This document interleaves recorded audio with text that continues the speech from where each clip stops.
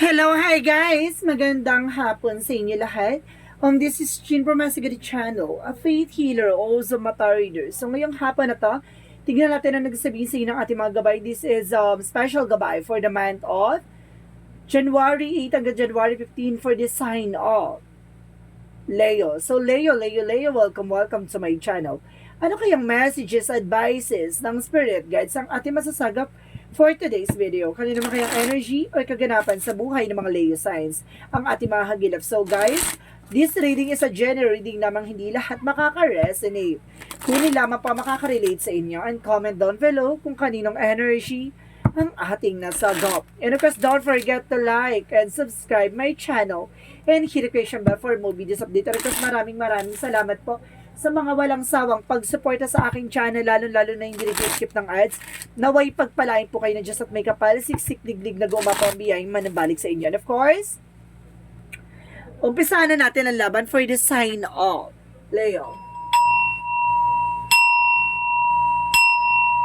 Angel Spirit Messages, give me an information. Ano kaya messages ang masasabi sa iyo ng ating mga baraha for the sign of Leo? Angel Spirit, let's give me information. So there's a 7 of Cups. So there's a lot of opportunity coming in for you. And because there is a 5 of Wands, okay, reverse daw siya. And kasi sinasabi dito, there is a recovery from conflict, no? Makakalis ka na sa complication. And kasi sinasabi na 7 of Cups, kumbaga maraming oportunidad na papasok dito, no? Kumbaga there's a lot of options, multiple options rather. And because there's a 4 of Pentacles, represent of kumbaga savings. So, kailangan mo mag-budget ng finances, no? And because there's a 7 of Pentacles, so there's a harvest time. At the end of the time, mag-harvest ka na. So, mukhang lalakas at lalago ang negosyo, ang hanap buhay mo. And of course, there's a 5 of Swords. Mag-ingat lang kasi nagkakaroon ng self-defeat or self-sabotage dito. That because sa mga informations na sinasabi or binibigkas mo or ginagawa mo, no? Ibig sabihin, maging mahinaw sa mga sinasabi kasi mga chismis. Maraming kumbaga sa paligid na nachichismis ka. Mag-ingat. And of course, sinasabi dito with the 5 of Swords, maging aware din sa mga bagay-bagay na kumbaga naagawan ka ng spotlight. And of course, there's a King of Swords. There's kumbaga, kailangan may mga bagay ka dito na kailangan putulin, no? There's a stop of pattern. So, ibig sabihin may mga bagay dito na ginagawa ka na kailangan mo na itigil.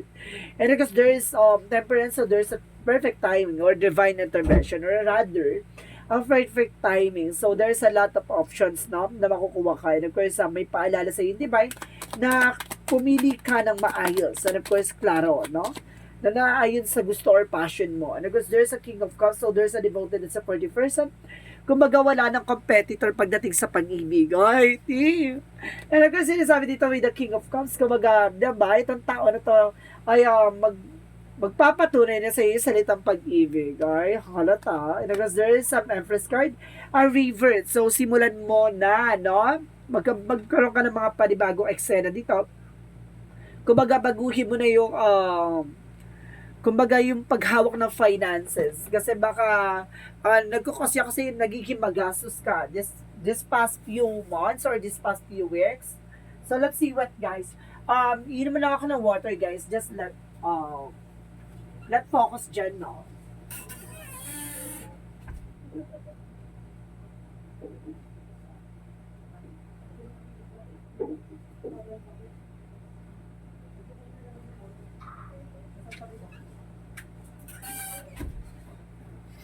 Okay, so let's see. What is the 7 of Pentacles? And of course, there is a 5 of Pentacles. So, there is a financial loss, no? Kumbaga, maging aware ka kasi there is an harvest time mamaya. Kumbaga, na sobrang ka sa gastos o na sobrang ka sa kung ano-anong pinag-uutang mo, no? Kumbaga, maubos lahat to ng mga pinaghirapan mo. Maging aware, no? So, let's see what is the 5 of Swords. And the King of Pentacles, no? Practicality, kailangan maging practical ka. Kasi, kumbaga, maraming lumalapit sa yung kumbaga it's either nagbebenta ng kung ano-ano, no? Parang red flag yan or kaya kumbaga may mga lumalapit sa iyo na nangungutang, no? Tas gagarantor ka, no? Maging aware ka diyan. Kasi maging practical ka mamaya, ikaw din ang kumbaga, maipit sa huli. And because there's a high priestess, so there's a hidden agenda or hidden enemy. So, stop the pattern. Yung sinasabi na putulin mo yung mga bagay-bagay na alam mong hindi nakakatulong or walang benefit sa'yo. Kasi there's a high priestess, meron niyang lihim na, kumbaga, intention na hindi maganda.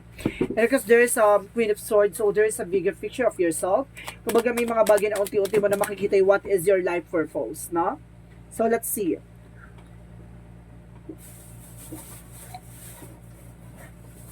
Okay.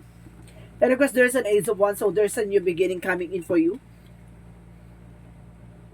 May mga bagong simula daw dito. Kumbaga, sinasabi dito, there's a spark or something, new ideas and new plans. And of course, sinasabi dito, magtatagumpay ka, no? There's a spark talaga, no? At the same time, there's, Three of Pentacles. So, there's a collaborations, no? There's a teamwork. So, sinasabi dito, guys, kumbaga mag-focus ka sa ginagawa mo, no? Kasi parang baguhin mo na yung mga bagay na nakasanayan mo before. And the Six of Pentacles, magtutuloy-tuloy na about sa finances. Basta matuto ka na, no?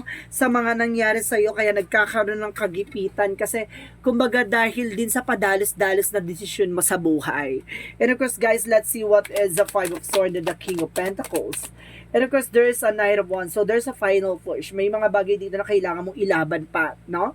At may mga bagay dito na parang, kumbaga, parang sinusubukan ka dito ng ating, kumbaga, there's a leap of faith. Sinusubukan dito yung, kumbaga, or tinetesting ka kung hanggang saan ka, kumbaga, kakapit, no? Parang sinasabi dito na maaaring, kumbaga, may mga signs or synchronicity sa yung hinahatid ng angels, pero hindi ka nakikinig. So, let's see what is the King of Swords. And of course, there's a High Priestess. So, see, I told you. Diba, napapalibutan ka ng toxicity. So, ito yung sinasabi ko na may hidden agenda dito, na kailangan mo stop the pattern, na putulin mo yung kaugnayan or mga bagay-bagay na nakasanayan mo na. Kasi, kumbaga, napapalibutan ka ng toxicities, napapalibutan ka ng negativities, no? May mga bagay na mali kang ginagawa or something na negative traits, no? Yung mga bagay na dati mo nang, kumbaga, gawain, mag-ingat. So, let's see what is additional messages for the outcome. And the Sun card represent of pure positivity, no? Kumbaga, magkakaroon ka ng success and of course, sa good outcome and positive outcome. And of course, there's the Strength card. Kumbaga, there's a strength, no? Represent the confidence and of course, being brave, no? Kumbaga, matapang ka na eh. Kumbaga, hindi ka na dati na parang, di ba, nag-aalangan sa mga bagay-bagay. Kumbaga, subukan na sa lahat ng mga pinagdaanan mo. So, let's see what is the messages for career. So, there's the World card. So, there's a travel or something, kumbaga, information na magdadala sa'yo ng success because there's a Nine of Cups, there's a wish fulfillment. O some of you guys, mangingibang bansa, no? Maging aware na kasi kumbaga matutupad na yung pangarap mo dito. Additional, what is the outcome dito sa career na to na magiging possible kung mag-iiba bansa siya? Yun yung gusto kong imalaman. There's the Hangman, no? Kumbaga, ito yung sinasabi na baguhin mo yung perspective mo. Kung aalis ka, pupunta ka na ibang bansa, magtatrabaho ka, basta baguhin mo yung perspective mo, magiging maganda yung outcome. No? So, let's see what is additional messages for love life. Pagdating sa love life naman, there's the Hermit card. So, there's a soul searching. May mga bagay na parang nag-i-impact dito about sa... may taong gumagawa daw pagdating sa love life dito na ng gayuma sa person mo. Mag-ingat. There's a Six of Cups. There's a past person coming back. May babalik na nakaraan, no? Babalik yung ex na nakaraan para sirain ka about sa spiritual, para kunin yung jowa mo or kunin ang asawa mo. Na parang itong tao na to hindi pa nakaka-move on. So, let's see what is additional messages for health. So, there is a 3 of Wands. So, waiting for a ship or something partnership. Na pagdating sa health mo, parang, kumbaga, kumbaga, parehas kayong may nararamdaman ng person mo, no? And of course, sinasabi dito, guys, kumbaga, kailangan mong mag-take ng action dito kasi, kumbaga, may ginagayuman, no? Ginagayumak. Kaya nagkakaroon kayo na parang mainitin sa isa't isa. Parang, kumbaga, pag nagkakatabi kayo, mainit kayo, parang, ano ka, something na parang iba na yung eksena mo dyan sa person mo, something ganon, no? Kaya maging aware kasi mamaya, no, ginagawa yan para maghiwalay kayo or magkaroon ng separation. So, ginagayo may person mo. So, let's see what is additional messages for magical fairy messages.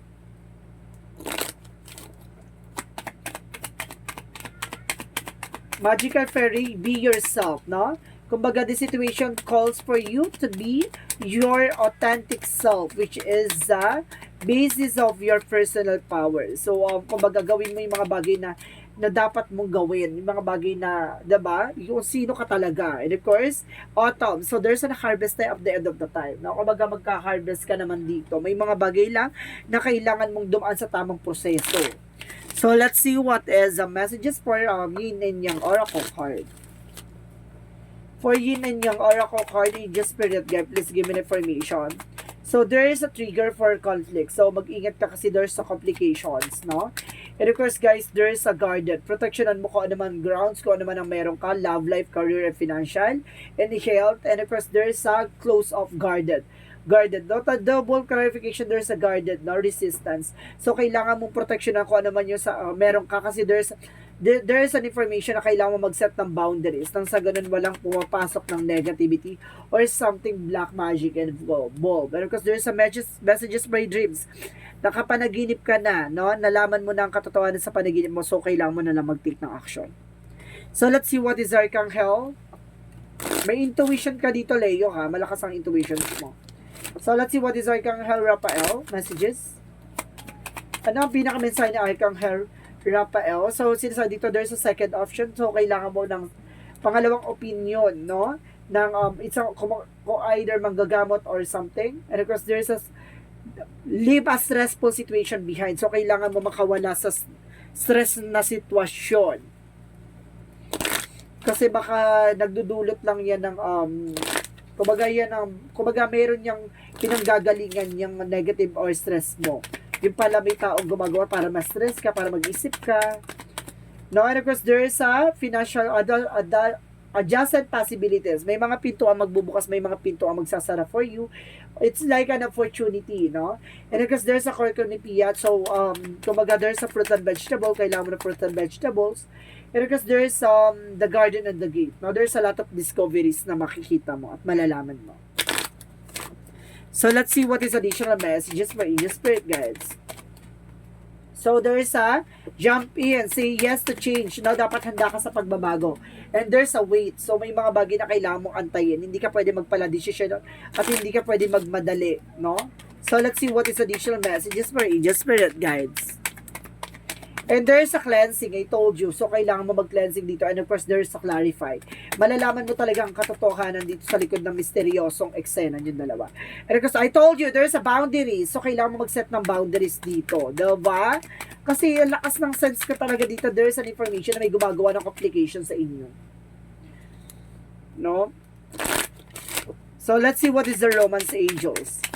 At sa Romance Angels, there's a children. So, sa mo baka may mga anak pa kayo and you deserve love. No? Deserve mong mahalin at magmahal. Kumbaga, magmahal at mahalin. Diba?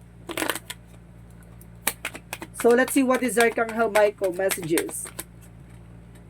New beginning and fresh start is coming. No, magsisimula na panibagong chapter and this situation is already resolved. Some of you na-solusyonan na to, no? Nagpagamot na kayo. So it's a good part, no? Magalagaan kung ano yung binigay sa inyong protection. Kasi pag nawala yung protection nyo, maaaring bumalik ulit yung gayuma na ginawa sa person nyo. Additional messages.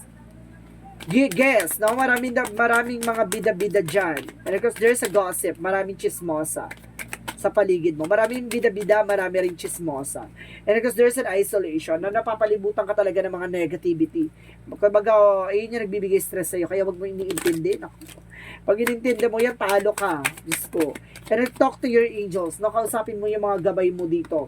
And there's a children. So, ibig sabihin dito, may mga anak ka nga. Double clarification lang ha. There's a children involved. No, ibig sabihin dito, kumbaga, maaring yung pati mga anak mo dinamay din. No? Sa gawa ng curses or black magic.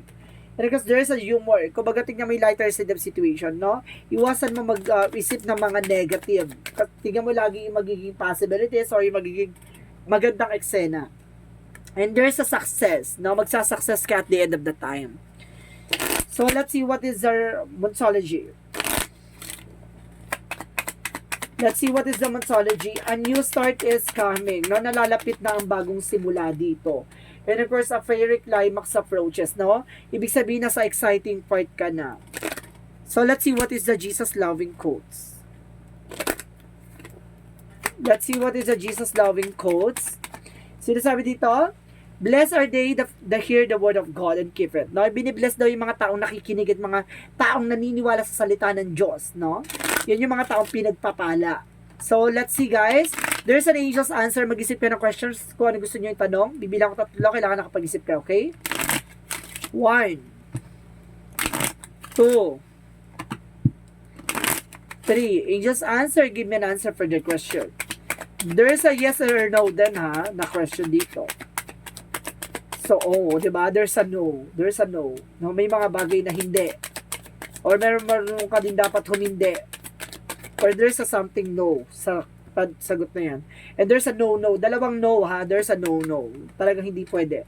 And listen to your intuition. Makinig ka sa intuition mo. No? Let's see what is the angel's number.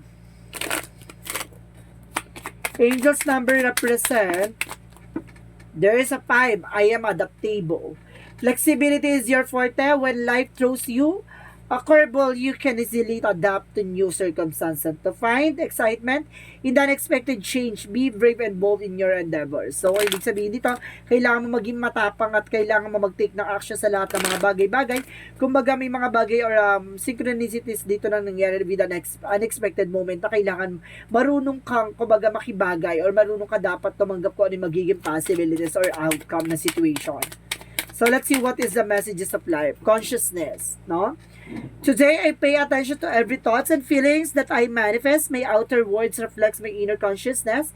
I pour the light of my awareness on my most constructive thoughts so they will grow and produce the experiences I want.